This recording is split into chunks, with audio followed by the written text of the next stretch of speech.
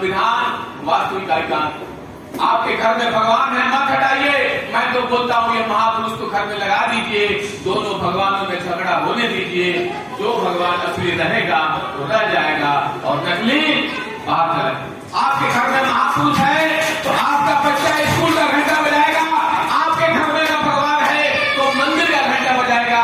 तो ज्योतिबा फूले कहते हैं कि सुबह सुबह 2 घंटा बजता है, 1 घंटा मंदिर का आपको ज्ञान की तरफ ले जाता है और स्कूल का घंटा ज्ञान की तरफ ले जाता है। अगर आपके घर में महापुरुष है तो आपका चरित्र लोकतांत्रिक बनेगा, आपके घर में भगवान है तो आपका चरित्र धार्मिक बनेगा और धर्म को मानेंगे तो आप शूद्र बनेंगे। तो आपको मिलेगा क्या? घंटा।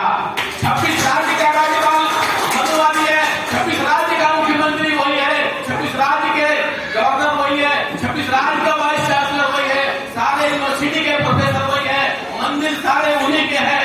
आपके पास है क्या? घंटा। इसीलिए मैं ज्यादा कुछ नहीं कहूंगा। इन महापुरुषों को जानिए, सावित्रीबाई फुले, ज्योतिबा फुले 18 स्कूल खोलते हैं, अपनी औरत को पढ़ाते हैं। वो साहू जी महाराज को अपना आदर्श मानते हैं। साहू जी कहते हैं एक चाय की दुकान कांपले गंगाधर कांपले नामक चाय व्यक्ति की चाय की दुकान खुलवा करके एक राजा होकर के और उसकी चाय की दुकान पे जाते हैं, पूरे समाज को मैसेज देते हैं कि एक राजा जाति पाति को नहीं मानता है। तो बताइए छत्रपति साहू जी महाराज, हम उनकी जयंती हमको मनाना चाहिए नहीं मनाना चाहिए? सावित्रीबाई फुले की जयंती मनाना चाहिए नहीं मनाना चाहिए? हम लोग कोई नीच नहीं है, हमको कर दिया तुम गधाओ गधाओ गधाओ, हम लोग कहते हैं हाँ गधा है। अब किसी भी चौराहे पे चले जाइए, कोई पार्टी जा रहा है, यादव जा रहा, मौर्य जा रहा, कुर्मी जा रहा, तो कोई नमस्कार नहीं करता है। 5 दिन फिर पंडित आता है तो हम लोग कहते हैं पागल, हमारा दिमाग हैंग हो गया, ये हमारा दिमाग हैंग हो गया, ये मोबाइल हैंग हो गया, चलता नहीं है, इसमें 2 पार्ट है, ये हार्डवेयर है और छोटा सा दिमाग सॉफ्टवेयर है, ये हैंग हो गया, ये चलता ही नहीं। एक बकरी जा रही है, उसका लेडी लेके पहचान जाते हैं हाँ बकरी गई है। एक गाय जा रही है, उसका लेडी लेके पहचान जाते हैं गाय जा रही है। यादव का लेडी, मौर्य का लेडी, पाटिल का लेडी, सुबह सुबह देखिए उसको बोलिए पहचान किसका बता पाएगा?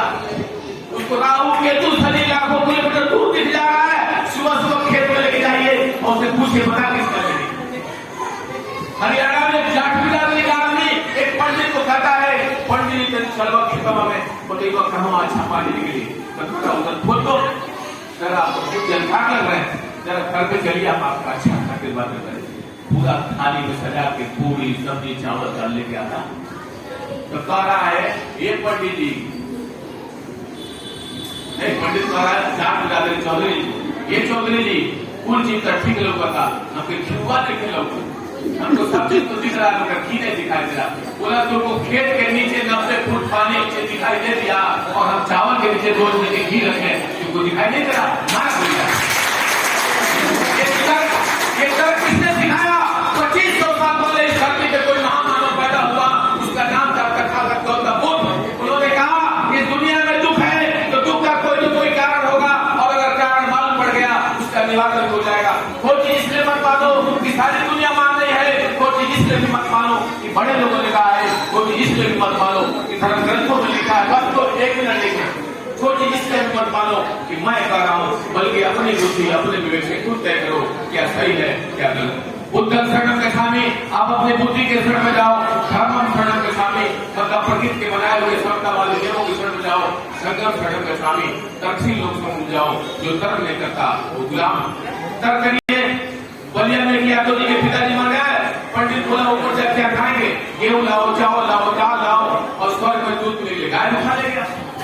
गाँव ने बोला कि यादव जी दूधवा का पंडित पिला, अब यादव जी भैंस का दूध पीते हैं, दिमाग गरम। सारे लोग भैंस का पीते हैं, 95% लोग भैंस का दूध पीते हैं, लेकिन वो भैंस को मान नहीं करता है। क्यों? क्योंकि भैंस काली है, वो गाय को मानना इसलिए करता है कि गाय गोरी है। तो हमने बोला गाय तुम्हारी माता है तो सांड को अपना बाप कहो, भैंस ने क्या बिगाड़ा है? मौसी तो सीखा। यादव जी लाठी लेके पहुंच गए, पंडित का बोले कराओ, हमारे पिताजी स्वर्ग से चिट्ठी ले गए, तुम कैसा गाय दिए हो, हमको स्वर्ग में दूध मिल नहीं रहा है। तो बोला पागल हो गए हो क्या? मरा हुआ आदमी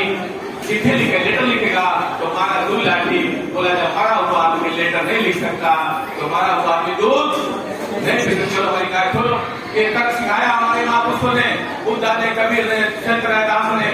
600 साल पहले संत रैदास संत कबीर पैदा होते हैं, क्या करते हैं, एक एक सोचा हाथ मन होता है, एक दूसरे से खुदा, एक दूसरे से सृष्टि बनी है, वो ब्राह्मण को सुधरा, एक ही गुरु से सारे लोग बने हैं, तो गाय का ब्राह्मण, गाय का शुद्ध। तो सारे लोग खड़े हो जाइए, इस संविधान ने हमको वरिष्ठ बनाया, उसकी शपथ लेंगे, सारे लोग बोलिए। ये कलेक्टर सीधा कर लीजिए, जो जो कलेक्टर आए हैं इसका पैसा आप लोग दे देंगे। मैं तो रेलवे की नौकरी छोड़ दिया हूँ, पेंशन में सब नहीं पाता है, 2450 आप लोग दे देंगे, कितना मोटे देना है इसको आप जरूर दीजिएगा। तो सारे लोग लाइन हाथ आगे रखिए, मैं जैसे बोलूंगा वैसे बोलिएगा।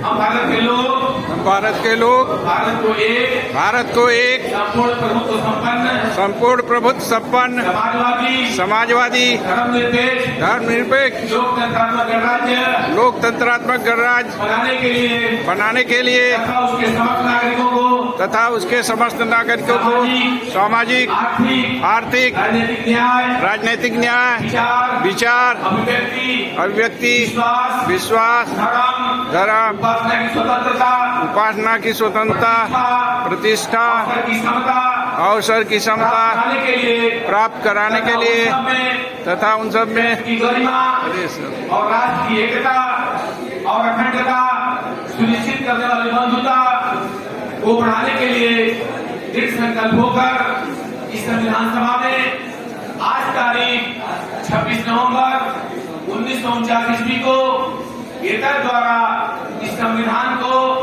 अंगीकृत, अधिनियमित और आत्मार्पित करते हैं। जय लोकतंत्र, जय संविधान, जय भारत। अरे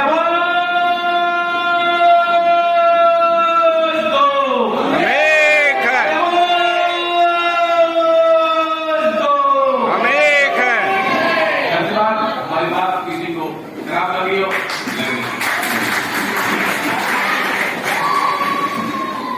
बहुत बहुत धन्यवाद।